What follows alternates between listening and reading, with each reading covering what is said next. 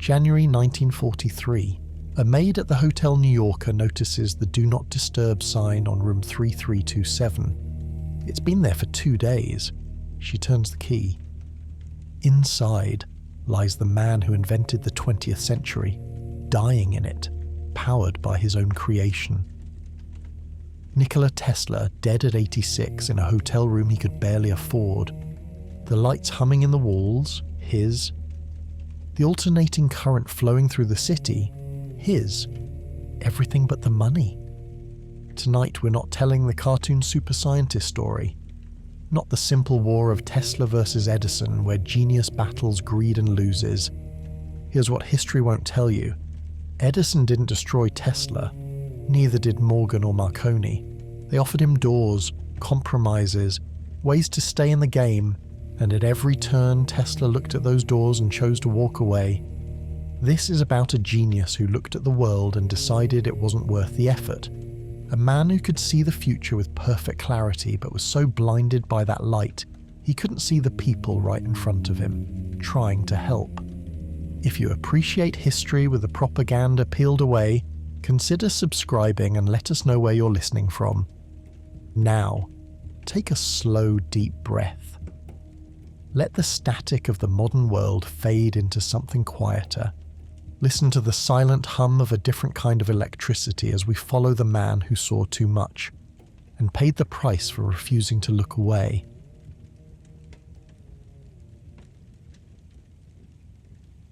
The curse and the gift were the same thing, and they arrived in a flash of light.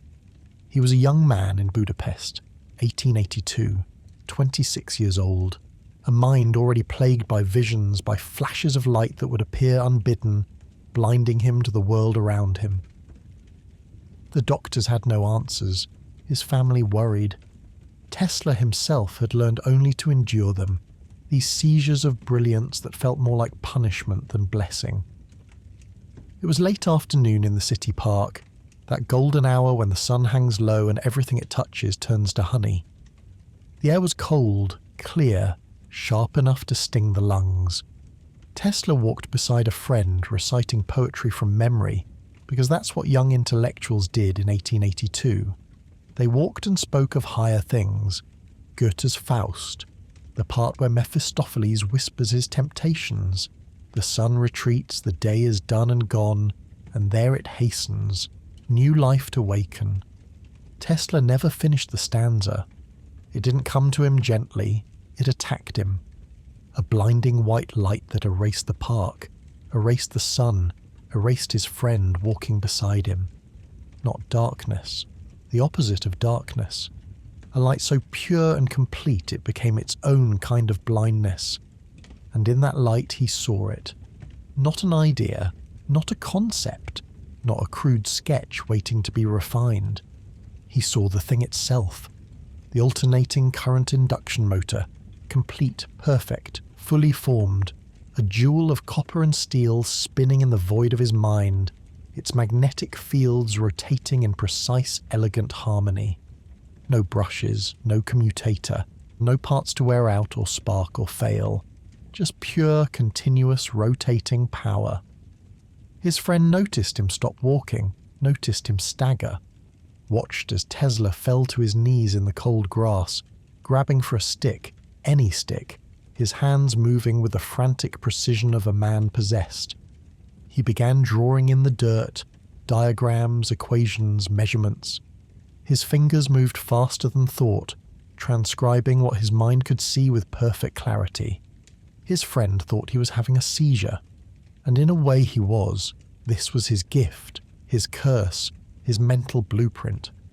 Other inventors needed workshops, needed to build prototypes, needed to test and fail and test again. Tesla needed none of that. He could run this motor in his mind for weeks, checking every component, every interaction. He could disassemble it piece by piece, examine each part for wear and tear, reassemble it, all without touching a single tool or wire. The vision lasted perhaps 10 seconds in real time. In Tesla's mind, it was infinite. When it finally released him, When the light faded and the park returned and he could see his friend's worried face hovering above him, something fundamental had changed. In that one perfect, terrible moment, Nikola Tesla had solved a puzzle that had baffled the greatest minds of his generation. The rotating magnetic field. The key to transmitting power efficiently across vast distances, the foundation of the modern electrical age. And in that same moment he had become profoundly, permanently, completely alone. His friend helped him to his feet, asked if he was all right, if they should find a doctor. Tesla tried to explain what he'd seen, the words tumbling out too fast, too technical, describing coils and phases and magnetic fields in language his companion couldn't begin to comprehend. The friend nodded politely, the way people do when confronted with madness dressed in the clothes of genius. He suggested they head home, that perhaps Tesla needed rest, but Tesla couldn't rest, not yet. He spent that night filling page after page with drawings, calculations, refinements. The motor spun in his mind, tireless and perfect, a second sun that would not set. By dawn he had documented every detail of a machine that would change the world. After all, how do you explain a miracle to a world that only believes in mud? How do you translate visions into something the grey men with their ledgers and profits can understand? But here's the question no one asks. Did he want to explain it? Did he truly want to make his visions comprehensible to minds that couldn't see what he saw? Or did he already know in some deep part of himself that being understood would require becoming someone else? Someone smaller, someone practical, someone willing to compromise the perfect machine in his head to satisfy the imperfect demands of the world? The motor in his mind never needed investors, never needed patents or marketing or simplified explanations for skeptical businessmen. It simply was perfect, eternal, untainted by the messy reality of manufacture and sale. The sun set behind the trees, the park grew cold. His friend waited patiently, not understanding but loyal nonetheless. And Tesla drew his diagrams in the dirt where the rain would wash them away by morning, leaving no trace except in the one place that mattered, the flawless, unforgiving machinery of his extraordinary mind. In the years to come, he would build this motor, would patent it, would demonstrate it to rooms full of doubters and make them believers, but it would never be as perfect as it was in that first moment of vision. Reality has a way of diminishing miracles, of adding friction where there should be none, of demanding compromise from those who would rather walk away than bend. And Tesla, as the world would learn, was very good at walking away. So the poet took his miracle and went to see the plumber, Thomas Edison. History loves a villain, but Edison wasn't a villain. He was something far more dangerous, a man who recognized genius and knew exactly what to do with it, knew how to harness it, how to profit from it, how to break it when it wouldn't bend. Picture him there in his laboratory in Menlo Park, 1884, a stocky man in his late 30s, perpetually wreathed in cigar smoke. His hands were calloused, stained with chemicals. He smelled of sweat and ambition, and the metallic tang of electrical experiments. Thomas Edison was a brilliant, ruthless tinkerer who understood work and sweat but had no time for visions. He didn't invent so much as he perfected. He was a master of the grey world, the world of investors and patents and profit margins. And here's what the simple version misses, what the comfortable myth conveniently forgets. Edison respected Tesla, genuinely. He hired him precisely because he saw the spark, recognized a mind that could solve problems Edison himself couldn't. That recognition, that moment of honest admiration from one genius to another, made what came next so much worse. Tesla arrived in America with 4 cents in his pocket, a book of poetry, and a letter of introduction from Charles Batchelor, Edison's man in Paris. The letter was simple, direct. "I know 2 great men," Batchelor had written. "One is you, and the other is this young man." Edison read the letter, looked up at this tall, thin Serbian with his nervous hands and his inadequate English, saw something there worth testing, worth using. He put Tesla to work immediately, 20-hour days, sometimes more, redesigning Edison's direct current dynamos, those crude, inefficient machines that powered a handful of city blocks with all the grace of a cart horse pulling a cannon. Tesla was a racehorse harnessed to a garbage scow, and he knew it. But he worked. God, how he worked. Edison watched him, tested him, and here's where it gets complicated, where the simple story of villain and victim falls apart like wet paper. Edison made him a promise, $50,000, a fortune in 1884, if Tesla could redesign the dynamos, make them more efficient, more profitable. Whether Edison meant it seriously or whether it was always a joke, we'll never know. What matters is that Tesla, the poet, took him at his word. For months, Tesla labored. He redesigned the entire system, made Edison's power plants vastly more efficient, saved the company what would amount to millions in modern currency, fixed problems Edison's own engineers had declared unfixable. When the work was complete, Tesla approached his employer, asked for the promised payment, the $50,000 he'd earned through months of exhausting labor. Edison laughed, actually laughed. Explained that Tesla, in his European earnestness, simply didn't understand American humor. The offer hadn't been real, just a test, a way to see what the young genius could do when properly motivated. Now here's where it gets complicated. Was it cruelty? Yes. Was it just cruelty? Number. In Edison's world, in the world of American business, you proved yourself by surviving the joke, by learning to fight in the mud, by coming back the next day with a counteroffer, a threat, a game plan. Edison was offering Tesla an education in a language Tesla refused to learn. He was testing him, seeing if the poet could become a player, if the genius could become practical. Some men would have raged, some would have sued, some would have leveraged what they knew about Edison's systems into a competing business. All of those responses Edison would have understood, would have respected even. But Tesla could have stayed, could have learned the game, could have become the kind of man who thrived in Edison's world of compromise and calculation. The path was there, the door was open, but the poet looked at that path and felt something worse than anger.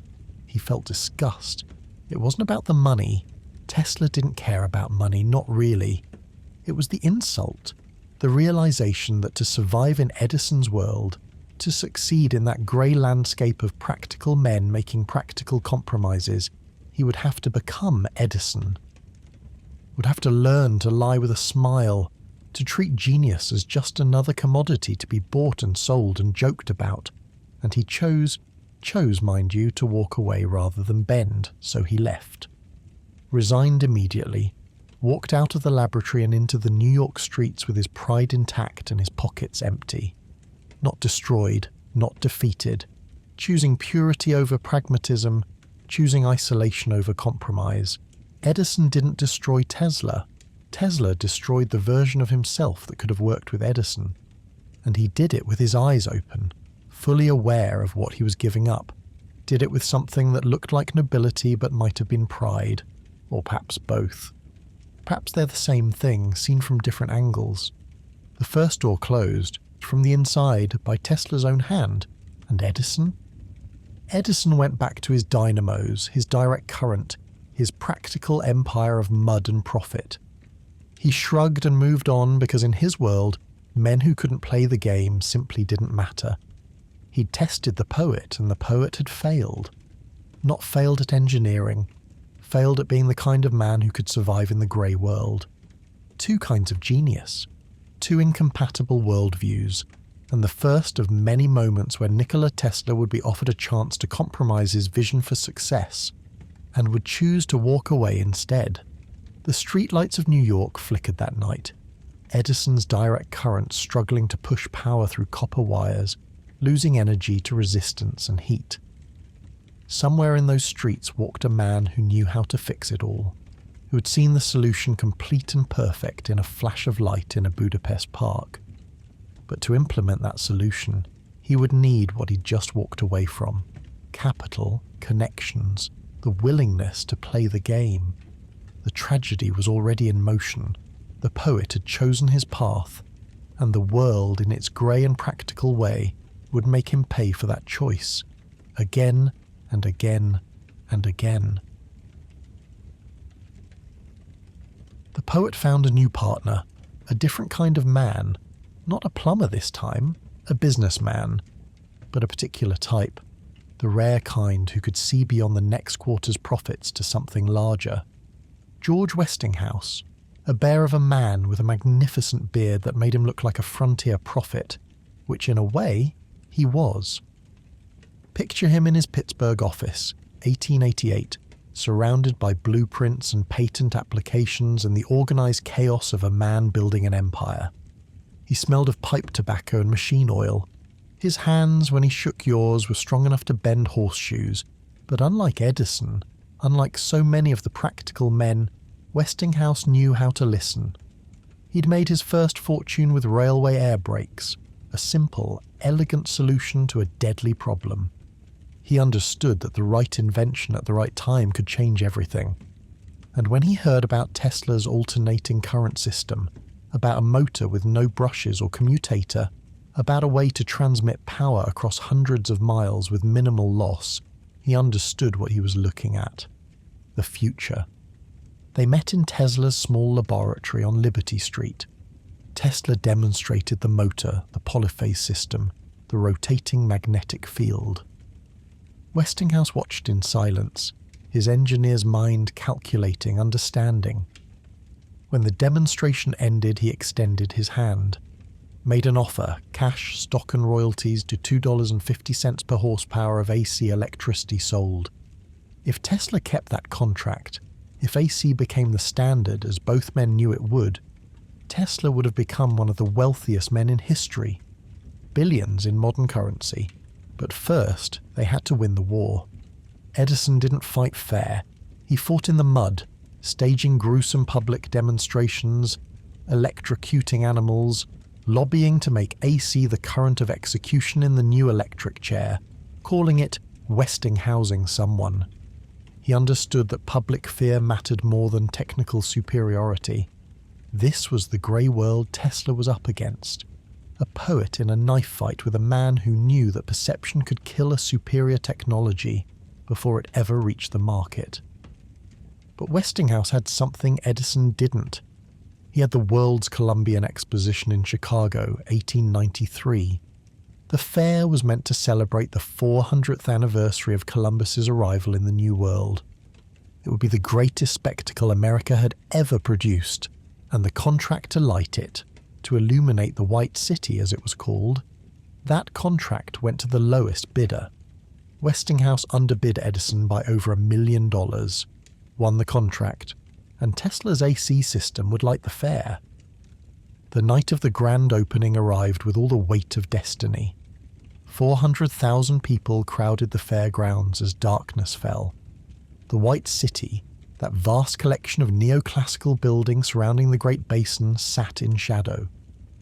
President Grover Cleveland stood at the switch, his finger hovering over the button that would illuminate history. He pressed it. 90,000 incandescent lamps blazed to life simultaneously. The White City became incandescent, radiant, a vision of the future made manifest in glass and wire and Tesla's invisible current. The crowd gasped. Some wept. It was, witnesses wrote, like watching the sun rise at midnight. In that moment, Tesla wasn't alone, wasn't misunderstood, wasn't out of step with the grey world. For one perfect instant, the entire world was standing exactly where he'd always been, in the light of the future. It was the closest thing to vindication a poet ever gets. The fair would run for 6 months. 27 million people would visit, and every single one of them would walk through streets lit by alternating current, would ride on AC-powered moving sidewalks, would see fountains illuminated by Tesla's system. They would go home to their dim, flickering direct current lamps and know they'd seen the future. Edison had lost. The war was over. The poet had won. But victory, Tesla would learn, had its own price. The Niagara Falls power project came next. The ultimate test. Could AC transmit power over long distances? Could it harness the raw force of the falls and deliver it to Buffalo 20 miles away? The investors turned to Westinghouse. Westinghouse turned to Tesla. It worked. Of course it worked. Tesla's polyphase system transmitted more power more efficiently than Edison's direct current ever could. The age of electricity had truly arrived. Every city would want it. Every factory would need it. And every installation would owe royalties to Nikola Tesla. $2.50 per horsepower. The money would be staggering, endless, more than any inventor had ever earned. Tesla stood at Niagara Falls the day the system went live. The spray from the falls caught the afternoon light, creating rainbows that hung in the air like promises. The turbines hummed beneath his feet, spinning with the weight of billions of gallons. His invention, his vision, his perfect system finally built exactly as he'd seen it in that Budapest park. He should have felt triumph. Instead, he felt something else, something colder. Because to get here, he'd had to explain, had to simplify, had to convince investors and engineers and skeptics, had to translate his vision into language the grey men could understand, had to compromise just a little, had to make it practical. The motor in his mind had been perfect. The one spinning beneath Niagara was merely excellent. It wasn't the same thing. The water crashed over the falls in its eternal thunder, indifferent to human achievement. And Tesla turned away from his greatest triumph with an expression that confused the engineers watching him. It wasn't joy. It wasn't pride. It was something closer to resignation. The poet had won the war. But something in the victory felt like defeat. Success is a strange poison. It convinces you that impossible things are merely difficult, that the world that rejected you yesterday will embrace you tomorrow. By 1899, Tesla was famous. His AC system was becoming the standard, and he wasn't satisfied. He built a laboratory in Colorado Springs where he proved that electrical energy could be transmitted wirelessly, through the earth itself, through the air. Artificial lightning, light bulbs glowing without wires. The theory was sound, the execution was spectacular. But possible and practical are different countries speaking different languages. The equipment was massive, expensive, temperamental. It worked in Colorado, but scaling it to power the world? The grey men looked at the numbers and shook their heads. Tesla didn't hear them, because he'd found a new partner, a man who made Westinghouse look poor, a man who could make anything possible if the vision was grand enough. J.P. Morgan. Here's where the story gets truly tragic, where the poet, drunk on his own success, made the mistake of thinking he could translate his vision for the most practical man in America.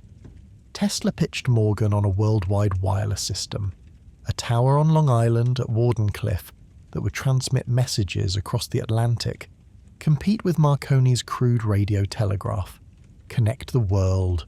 Morgan liked that, liked the business plan, liked the profit potential. He invested, gave Tesla $150,000 to build the tower. But that wasn't what Tesla really wanted to build. The Wardenclyffe Tower rose like a mushroom from the Long Island soil, 68 meters tall, topped with a dome of copper.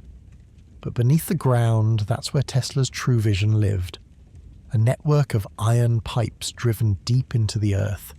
A system designed not to transmit messages, but to transmit power.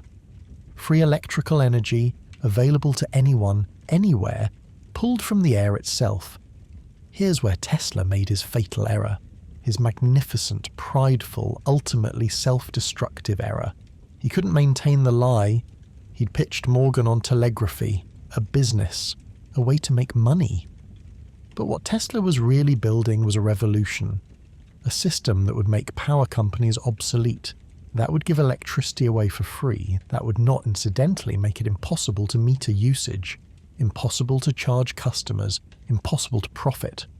Morgan was many things, ruthless, brilliant, practical to the point of cruelty. But he wasn't a fool.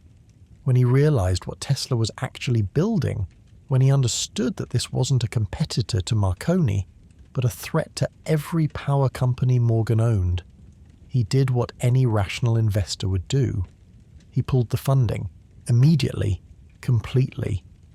Now here's where the Sandman asks you to pause, to look at this moment from Morgan's perspective. He'd been sold one thing and delivered another. He'd invested in a business only to discover he was funding the destruction of his own empire. Was his response villainy?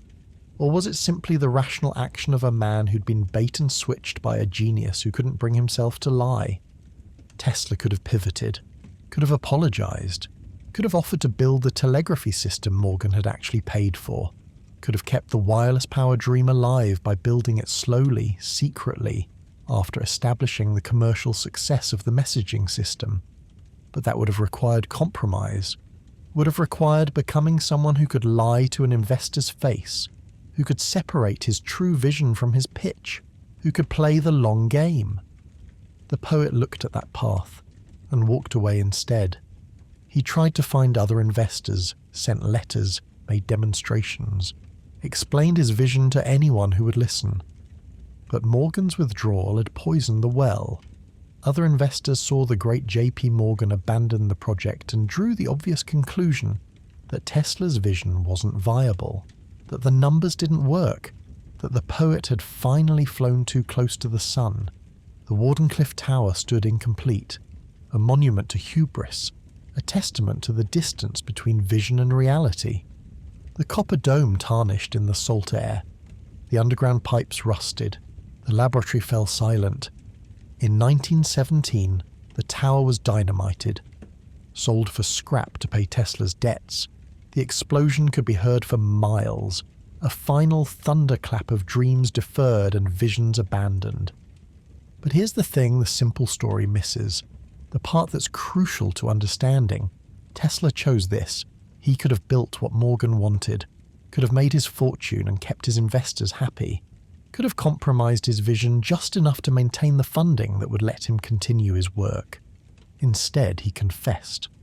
Couldn't bring himself to maintain the charade, couldn't pretend that the worldwide wireless system was about profit when it was really about transformation, couldn't be the kind of man who says one thing and builds another, even when that's exactly what practical success required.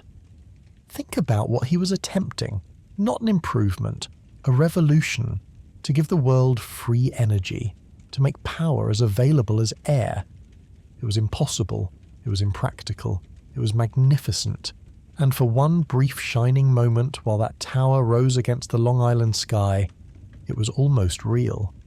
The grey men called it a failure, but failures don't haunt the imagination for a century. Failures don't inspire engineers and dreamers to keep asking, what if he'd finished it? What if it had worked? What if the poet had been given one more year, one more dollar, one more chance? Morgan didn't destroy Tesla. Tesla destroyed the version of himself that could have worked with Morgan. Did it honestly, proudly, with his eyes open. The second door closed, again from the inside, again by Tesla's own hand. The tower fell in the summer. The explosion sent chunks of copper and steel spinning through the air, catching the sunlight like dying stars. Local newspapers ran the story with a kind of sad satisfaction. Another dreamer brought low, another vision that couldn't survive contact with reality. And Tesla? Tesla watched from his Manhattan laboratory, 20 miles away, as his greatest dream became scrap metal. He could have felt rage, could have cursed Morgan, cursed the practical men who couldn't see what he saw. But he may have felt something else, relief. Because the tower, as magnificent as it was, had still been a compromise, had still required him to explain, to simplify, to translate his vision into language investors could understand. Its destruction freed him from that obligation, freed him to return to the perfect world in his mind, where visions needed no investors and miracles required no money. The poet had lost everything, and somewhere deep inside, perhaps he'd wanted to.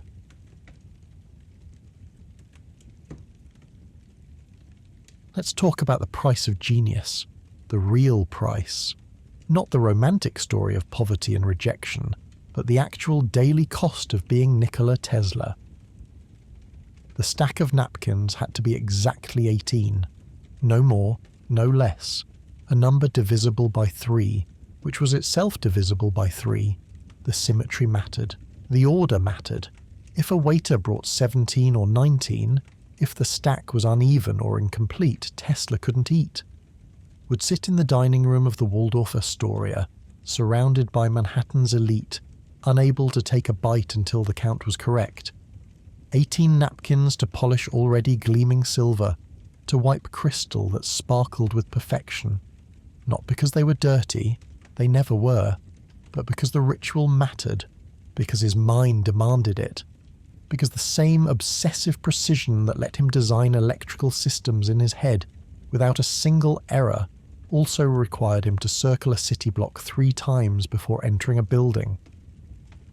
Before every meal, even as his stomach cramped with hunger, he had to calculate the cubic content of his food, had to measure it mentally, had to know the volume before he could enjoy it. The same neural pathways that let him run an AC motor in his head for weeks also forced him to swim exactly 33 laps. Not 32, not 34, and if he lost count he had to start over from 0, fearing that something terrible would happen if he didn't complete the correct number.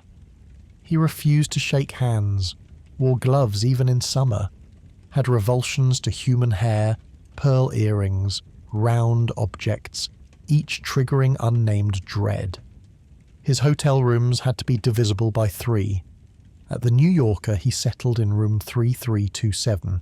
3 plus 3 plus 2 plus 7 equals 15. 15 divided by 3 equals 5. The math worked. The symmetry held. People called it madness, eccentricity, the quirks of genius. But here's what they didn't understand. These weren't separate from his genius. They were the same thing. The same obsessive attention to detail that forced him to polish a clean fork with 18 napkins was what allowed him to mentally run an AC motor for weeks and check its components for microscopic imperfections. His OCD wasn't a bug in his programming, it was the operating system itself. The question nobody asked was whether he could have had one without the other, whether the visions could exist without the compulsions, whether the ability to see the future in perfect detail could be separated from the inability to tolerate imperfection in the present. The answer was no. They were inseparable. 2 sides of the same coin. The price of seeing alternating currents spin perfectly in his mind was having to count napkins compulsively at dinner.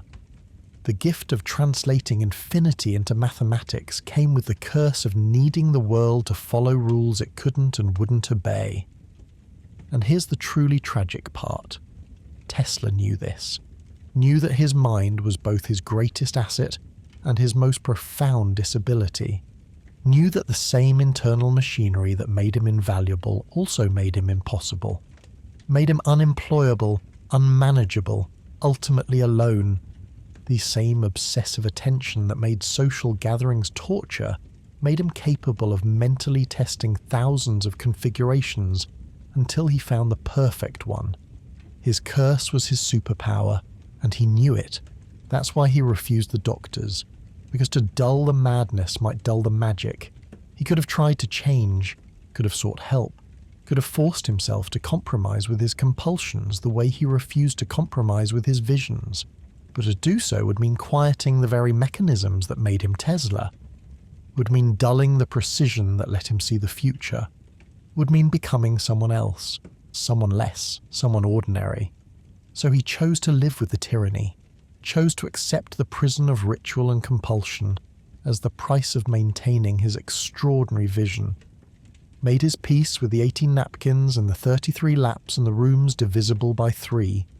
Another choice, another door closed from the inside, another moment where Tesla looked at the path toward normalcy, toward the grey world of compromise and adjustment, and decided that his perfect, tortured mind was worth preserving, even at the cost of ever being comfortable in the imperfect world.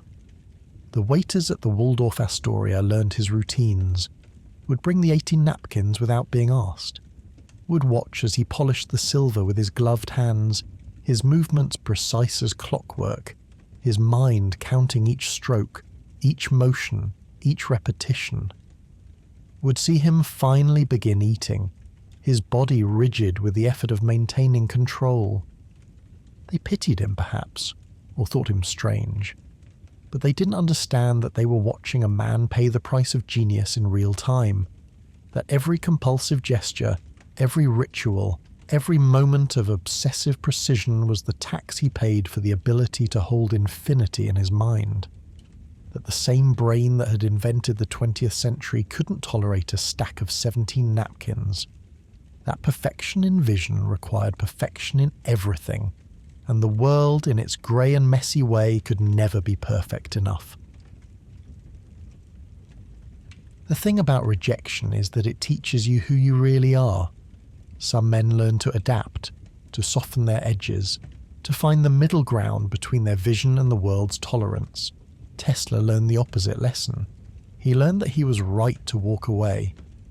After Wardenclyffe, after Morgan, the invitation stopped coming. Other inventors might have pivoted, might have chased the next investor, the next opportunity. But Tesla had learned from Edison, from Westinghouse's near bankruptcy, from Morgan's betrayal. He'd learned that the grey men would always try to make you smaller, would always ask you to compromise the vision until it fit their understanding.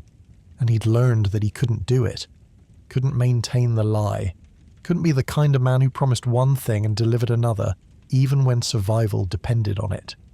So he stopped trying. The money dried up. The royalties from Westinghouse should have made him wealthy beyond imagination, but there was a problem created by Tesla's own hand years earlier in a moment of pride and principle that would define the rest of his life. It was 1897. Westinghouse Electric was in trouble. The panic of 1893 had destroyed the financial markets. Westinghouse had borrowed heavily to build the infrastructure for AC power, betting everything on Tesla's vision. Now the creditors were circling. The company was on the verge of bankruptcy. Westinghouse came to Tesla personally, sat in his laboratory, this bear of a man who'd believed in the poet when Edison had mocked him, who'd invested in AC when the practical men said it was too dangerous, who'd built the White City and Niagara Falls and proven that the vision worked. He explained the situation honestly. The banks wanted their money. The royalty contract with Tesla, $2.50 per horsepower. It was killing the company. If Westinghouse couldn't reduce that obligation, the whole enterprise would collapse. Tesla's invention would be carved up and sold to the highest bidder. Probably to Edison. Probably to direct current. Everything they'd built, everything they'd proven would be undone. He wasn't begging, wasn't demanding, was simply stating the facts and asking for a solution, for a renegotiation, for the compromise that would let them both survive. Tesla listened, did the mathematics in his head, calculating what he was owed, what he would be owed if AC became the standard. Millions, tens of millions, enough to fund his wildest dreams, enough to build 100 Wardenclyffe towers, enough to never need an investor again. He picked up the contract, the document that represented his financial future, the security he'd never had, the independence he'd always wanted. He tore it up, tore it into pieces and dropped them on the laboratory floor like snow, told Westinghouse that his company's success mattered more than his personal fortune, that the work was more important than the money, that he hadn't invented AC to get rich, he'd invented it to change the world. Westinghouse tried to refuse, tried to find some middle ground, some way to preserve at least part of the royalty agreement, but Tesla was adamant. The contract was void, the debt was forgiven, Westinghouse was free. Now here's where the story gets complicated. Was it selflessness? Yes. Was it only selflessness? No. It was also pride. A performance. A way of proving that he was pure, that he wasn't motivated by greed, that he stood above anyone who had to dirty themselves with money and the practical realities of staying alive. It was choosing poverty to prove a point, making his isolation a badge of honor rather than a consequence. And it worked. The story spread. Tesla, the noble inventor who tore up millions. Tesla, the pure genius who cared only for the work. Tesla, the poet who stood apart from the grey men and their grey concerns. But nobility is expensive, and pride doesn't pay the rent. Westinghouse survived. Thrived, actually. Became one of the largest electrical companies in the world. Built an empire on Tesla's inventions. And Tesla lived in hotel rooms he could barely afford, eating on credit, borrowing from friends, selling off his remaining patents to pay his bills. The word you hear most often in Tesla biographies is alone. He died alone, they say, lived alone, worked alone, as if solitude happened to him, as if isolation was something the world imposed rather than something he actively, consciously, almost religiously pursued. But here's what they don't tell you. He had support. The Westinghouse pension arrived monthly, not from George Westinghouse himself. He died in 1914, but from his company. They remembered. The checks came addressed to whatever hotel Tesla was occupying. The gesture was modest but consistent. A lifelong safety net, proof that someone, somewhere, still cared whether he lived or died. He could have used that money to maintain appearances, could have kept an apartment, a social life, the outward signs of success.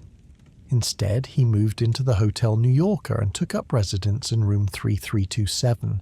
A single room, a single life, a retreat from the exhausting performance of being human.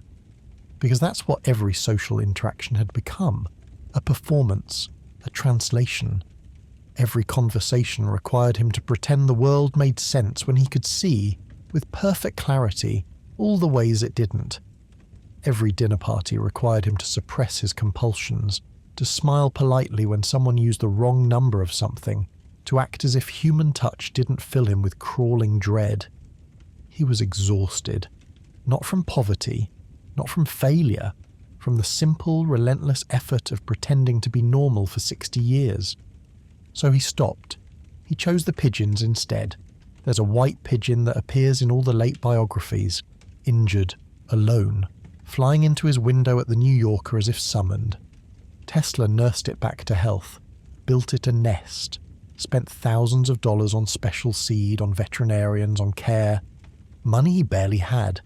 People thought it was madness, the final breakdown of a once great mind. But was it? Or was it the most honest relationship Tesla ever had? The pigeon didn't want patents or royalties, didn't need him to explain his visions, didn't judge him for his compulsions. In a lifetime of exhausting performances, the pigeon was the only audience that asked for nothing. The only one where he could be entirely himself, where the poet didn't have to pretend to be practical, where the visionary didn't have to acknowledge the grey world's existence. When the pigeon died, Tesla claimed he saw something, a light, coming from its eyes. A blinding, soft light, he said, more intense than any he'd ever produced in his laboratory. The reporters wrote it down, shook their heads. Poor Tesla, finally broken. The mighty mind reduced to seeing visions in dead birds. But was it real? Was it the same kind of vision he'd had in Budapest 50 years earlier? A flash of light that revealed truth? Or was it just the final spark from a brain that had burned too bright for too long? And does it matter? He'd given humanity the 20th century, had shown them miracles in Budapest, in New York, in Colorado Springs, at Niagara Falls, had proven his visions worked, exactly as he'd seen them, and in return humanity had asked him to put meters on them, to make them profitable, to compromise the perfect systems in his mind to suit the imperfect demands of the grey world. He'd refused, at every turn, with every opportunity, closed every door that required him to become someone else, someone smaller, someone practical, and in the end the only thing that made sense, the only relationship that didn't require translation or compromise or exhausting performance, was a bird at a window. To recognize that the world wanted pieces of him he couldn't give, and to choose instead something that asked for nothing. To find peace in the small, the simple, the sincere. Here's the cruelest irony. The man who died alone had chosen alone. He wasn't a victim of isolation. He was an architect of it. Every door he'd closed himself. Every relationship he'd ended by refusing to become someone else. The pigeon wasn't a substitute for human love, it was a refuge from it. From a world that had exhausted him. From the endless, grinding effort of existing in a world that demanded compromise from those who could see perfection.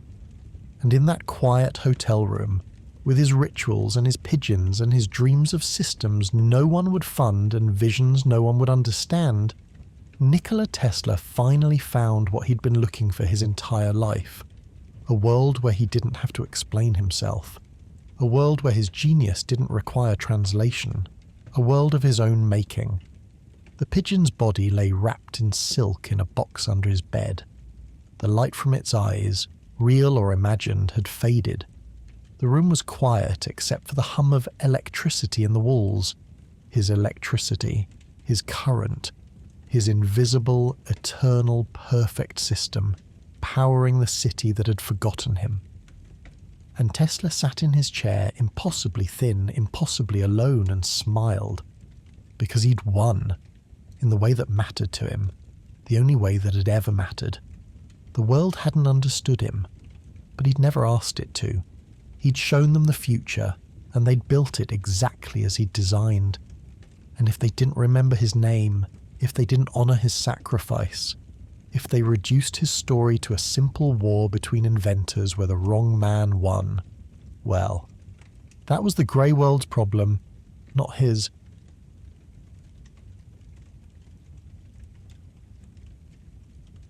We're back where we started, January 7th, 1943. The maid turning the key, the door opening, the cold room, the thin man on the bed finally still after a lifetime of restless brilliance.